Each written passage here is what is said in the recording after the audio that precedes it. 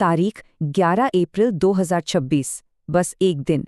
सुनने में तो लगता है कि ये एक मामूली सा दिन है, पर जरा सोचिए, सिर्फ 24 घंटों के अंदर पूरी दुनिया में कितना कुछ हो सकता है, कितना कुछ बदल सकता है। इतनी सारी कहानियां हैं दुनिया के हर कोने से, तो सवाल ये उठता है कि आखिर शुरू कहाँ से किया जाए। चलिए एक काम करते हैं, सबसे पहले दुनिया में जो बड़ी बड़ी हलचलें हो रही हैं ना, उन पर एक नजर डालते हैं। तो चलिए सबसे पहले चलते हैं इंटरनेशनल पॉलिटिक्स की दुनिया में, जहां इस समय माहौल कह सकते हैं काफी गरमाया हुआ है। दुनिया में ना इस वक्त एक साथ दो बिल्कुल अलग अलग तस्वीरें दिख रही हैं। एक तरफ देखिए, रूस यूक्रेन में शांति की एक छोटी सी किरण जगी है। वहीं दूसरी ओर पश्चिम एशिया में मामला गर्माता जा रहा है और बातचीत भी रुक गई है। और ये जो तनाव है ना, इसका असर अब पूरी दुनिया की अर्थव्यवस्था पर पड़ना शुरू हो गया है। देखिए, ईरान ने हॉर्मुज़ जल डमरू मध्य से गुजरने वाले जहाज़ों पर एक टोल टैक्स का प्रस्ताव रखा है। और ये कोई मामूली रास्ता नहीं है, ये दुनिया के सबसे ज़रूरी समुद्री रास्तों में से एक है। और देखिए, असर तो फौरन दिखने भी लगा है। सिर्फ इस एक प्रस्ताव और बढ़ते तनाव की वजह से दुनिया भर में कच्चे तेल के दाम, मतलब क्रूड ऑयल की कीमतें, पहले ही 1% बढ़ चुकी हैं। तो ये तो हुई दुनिया की बात। अब जरा ग्लोबल स्टेज से हटकर अपने देश की तरफ आते हैं और देखते हैं कि भारत के राजनीतिक मैदान में क्या चल रहा है। तो आज बीजेपी ने एक बहुत बड़ा देशव्यापी अभियान शुरू किया है, और इसका फोकस क्या है? महिलाओं के लिए 33% आरक्षण। ये जो लक्ष्य है ना, इसे जल्द से जल्द लागू करवाना आज की तारीख में एक बहुत बड़ा पॉलिटिकल मुद्दा बन चुका है।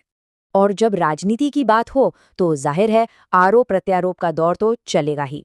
एक रैली में बीजेपी ने सीधे पश्चिम बंगाल सरकार पर हमला बोला, और जवाब भी उतनी ही तेजी और तीखेपन से आया। इससे अंदाजा लगता है कि राजनीतिक माहौल कितना गर्म है।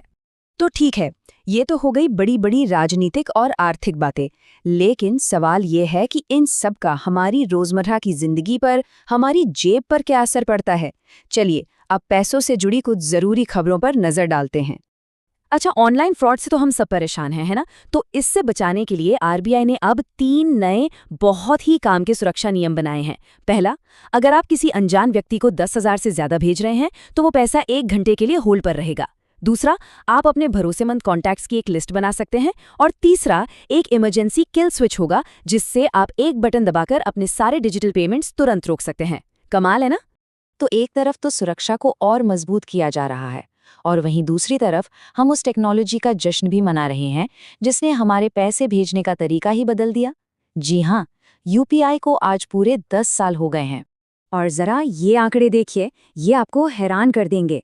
पिछले 10 सालों में यूपीआई ट्रांजैक्शंस की संख्या में 12,000 गुना की बढ़ोतरी हुई है। 12,000 गुना! ये दिखाता है कि कितनी तेजी से ये हमारी जिंदगी का एक अहम हिस्सा बन गया है। और पता है अच्छी बात क्या है? कि पूरी दुनिया में भले ही इकोनॉमी को लेकर थोड़ी मुश्किलें चल रही हों, लेकिन बड़ी बड़ी इंटरनेशनल संस्थाएं भारत की अर्थव्यवस्था को लेकर काफी पॉजिटिव हैं। उनका मानना है कि भारत की इकोनॉमी मजबूती से आगे बढ़ती रहेगी।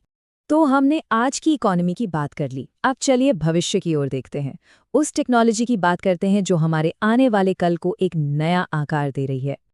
और भविष्य की बात हो तो इससे बड़ी और रोमांचक खबर क्या हो सकती है?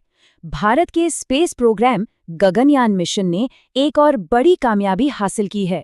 इसरो ने अपना दूसरा क्रू मॉड्यूल टेस्ट सफलतापूर्वक पूरा कर लिया है।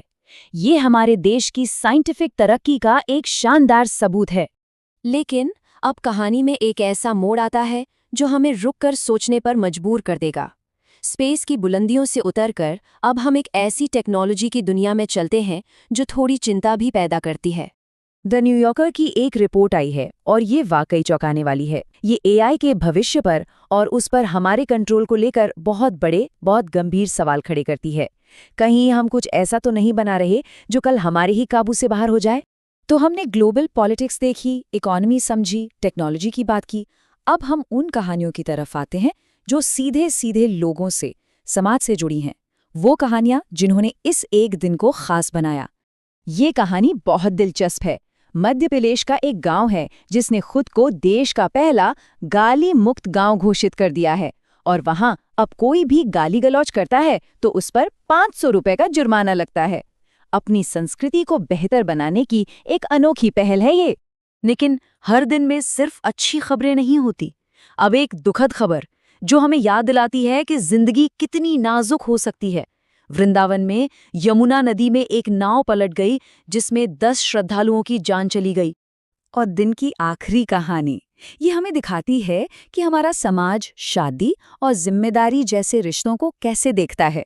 सुप्रीम कोर्ट में एक केस आया जहां एक कपल 16 साल से अलग रह रहा था।